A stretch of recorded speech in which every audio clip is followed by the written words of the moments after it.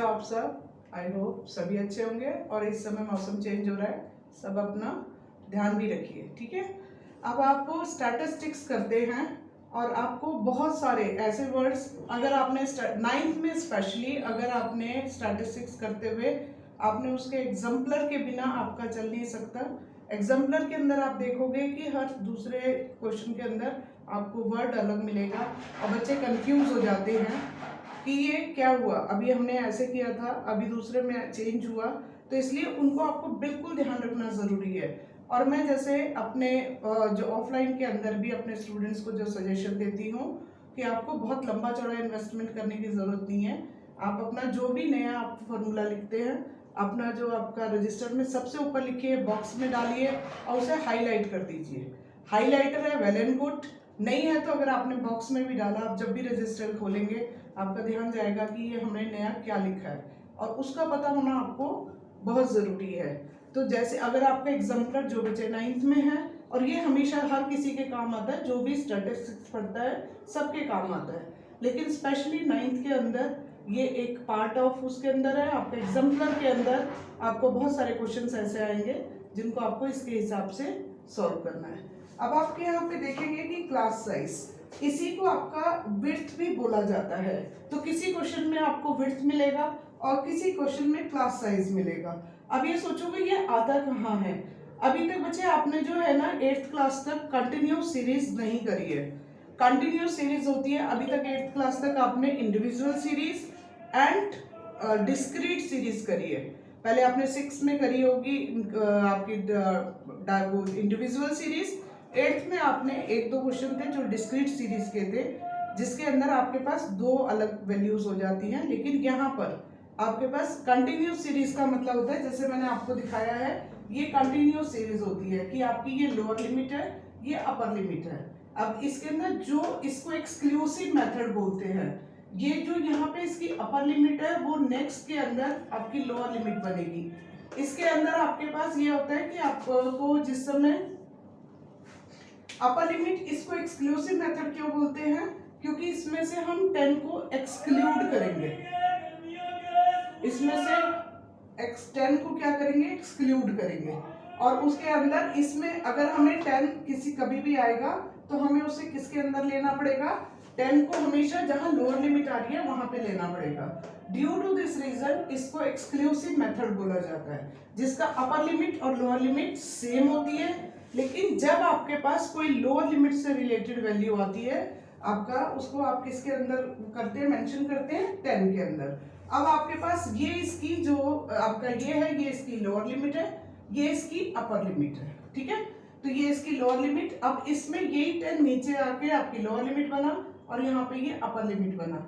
अगर हमें class size या विड्थ, वो जो भी बोले, आप अगर एग्जाम्पलर देखेंगे आपको कभी क्लास साइज मिलेगा, कभी आपको विड्थ मिलेगा। तो आपको नहीं भी हो तो आप खाली वही थोड़ा ना कि एग्जाम्पलर आएगा, एग्जाम्पलर पे फोकस बहुत अच्छे से करना है। अगर एग्जाम्पलर आपको बहुत अच्छे से समझ में आई तो आपको बाकी आप सारी प्रॉब्लम्स और ये छोटी छोटी चीजों के ऊपर अगर आप फोकस करेंगे, ध्यान देंगे, रटेंगे नहीं। मैथ्स जो है प्रैक्टिस का सब्जेक्ट है, रटने का सब्जेक्ट नहीं है, राइट। पहले इसको ध्यान में रखो, आपको कंटिन्यूस उसकी प्रैक्टिस करनी होती है। आप एक चीज को 10 बार लिखेंगे, 10, और जब भी लिखिए उसको जल्दबाजी में मत लिखिए, पूरा फॉर्मूला लिख लिख के आप करिए। एग्जाम में जब आपके पास OMR शीट होगी तो बेशक से उन चीजों को यूज मत करना, लेकिन अभी प्रैक्टिस करते हुए उनको जाकर जो है प्रैक्टिस करते हुए उन्हें पूरे पूरे फॉर्मूलाज लिखिए। अब यहाँ पे ये upper limit minus class size या विड्थ, इनके बीच का, तो upper limit minus lower limit, 10 minus 5 कितना हो गया 5, 15 माइनस 10 कितना हो गया 5। सेकेंड वर्ड आता है क्लास मार्क। इसको कॉमनली अगर आप हायर क्लासेस में जिस समय आप स्टैटिस्टिक्स को पढ़ेंगे तो कॉमनली वर्ड उसके लिए यूज होता है मिड वैल्यूज। क्लास मार्क को जो आप फर्दर क्लासेस में, हायर क्लासेस में जब स्टैटिस्टिक्स पढ़ेंगे तो कॉमन वर्ड होता है मिड वैल्यूज, ठीक है। तो लेकिन अभी हमें उसी के हिसाब से चलेंगे। मिड वैल्यू का मतलब होता है upper limit plus lower limit upon 2। ये आपको सब आना, मैं आप बार बार कह रही हूँ, बहुत जरूरी होता है। अब क्लास मार्क को कई बार आपको अगर इसी से इस फॉर्मूले को आपने अप्लाई किया, आपके पास कई बार लोअर लिमिट निकालने के लिए बोलते हैं, अपर लिमिट निकालने के लिए बोलते हैं। अगर आपने इस फॉर्मूले से करा बिल्कुल होगा, लेकिन थोड़ा आपका आंसर लेंथी हो जाएगा, ठीक है। तो अगर आपके पास क्लास मार्क गिवन हो और आपको लोअर लिमिट निकालनी हो तो आपके पास हाफ, और जो ये आपके पास बोला था upper limit minus lower limit, इसको विड्थ बोला जाता है। आपके पास विड्थ होनी चाहिए, ठीक है। तो आपके पास पहले आपको विड्थ पता होनी चाहिए कि उसकी विड्थ कितनी है। विड्थ कई क्वेश्चंस के अंदर गिवन है, राइट। तो आपको विड्थ पता होनी चाहिए, या upper limit minus lower limit. Width की जगह पे वो क्लास साइज भी वर्ड यूज करेगा, तो आपको वर्ड्स पे फोकस करना है बार बार। उसको जब भी आप लिखेंगे आप याद रखेंगे कि विड्थ ही क्लास साइज है, क्लास मार्क ही मिड वैल्यूज है।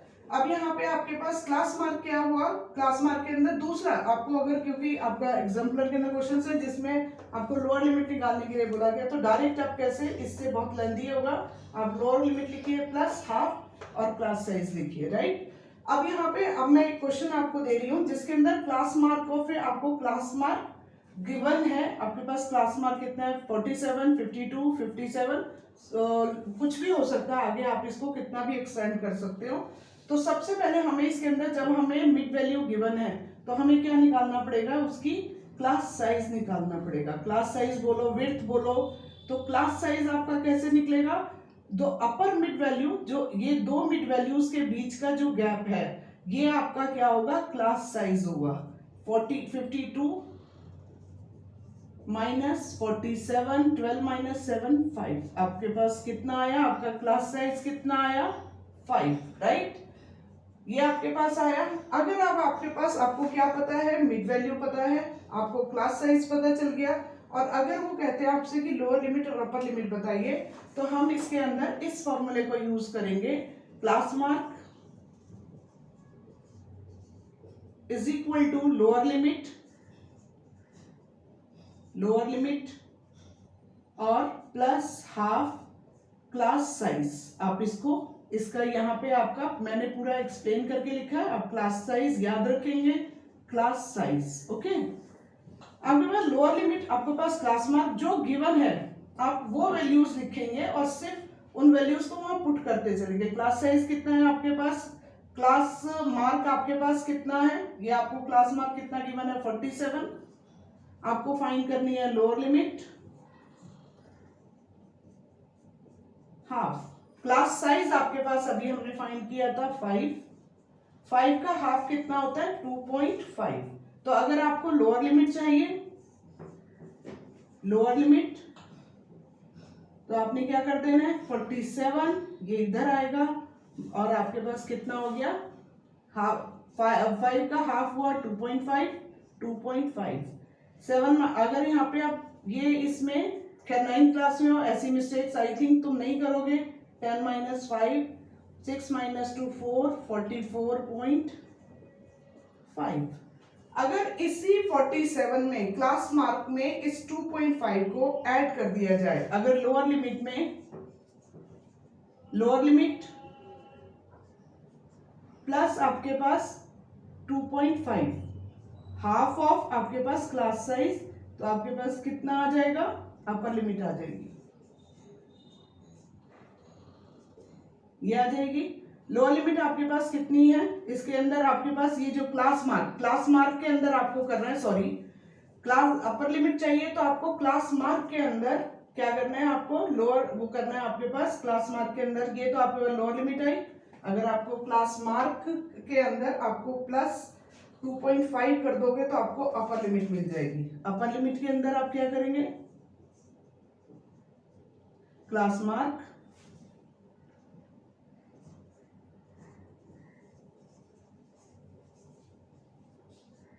प्लस 2. यहाँ पे 2.5 है जो हाफ ऑफ क्लास साइज, ये कर देंगे आप। तो क्लास मार्क कितना है, 47 प्लस 2.5, 49.5। तो अब आपके पास क्लास, आपके पास क्या बनेगी, जो हमारे पास क्लास का बनेगा वो क्या आ गया आपके पास, 44.5 और 49.5। अब ये लोअर लिमिट हमारी 49.5 होगी। अब इसी में आगे आप 5 ऐड करते जाओगे। आप इसमें लोअर लिमिट में भी 5 ऐड कर सकते थे, डायरेक्ट 5 ऐड कर सकते थे, आपको अपर लिमिट मिलती। इसमें आप 5 करोगे तो आपके पास 54.5 आएगा। 54.5 ऐसे ही सो ऑन, जितनों का बोला है उसका उतना का फाइंड करते चलेंगे। आई होप आपको ये चीज़ अच्छी लगी होगी, आपको समझ में आएगी, लेकिन आपको कंटिन्यूस प्रैक्टिस करनी मस्ट है। नमस्कार।